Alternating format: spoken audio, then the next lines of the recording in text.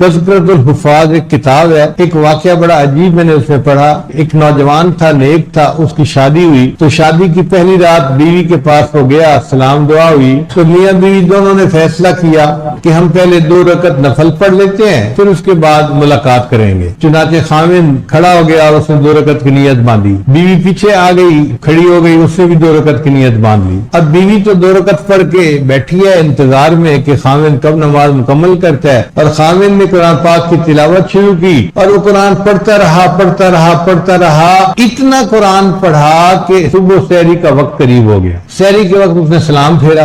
जब सलाम फेरा तो फिर उसको महसूस हुआ आज तो मेरी शादी की रात थी और मेरी बीवी मेरी इंतजार में बैठी हुई है। तो उसने बीवी से माजरत की। कितना उनको मजा आता होगा कुरान मजीद के पढ़ने में कि उनको बातें बाकी भूल जाती थी। जब दिल इंसान का गुनाहों से पाक हो जाता है तो फिर पूरी पूरी रात कुरान मजीद पढ़ने का मजा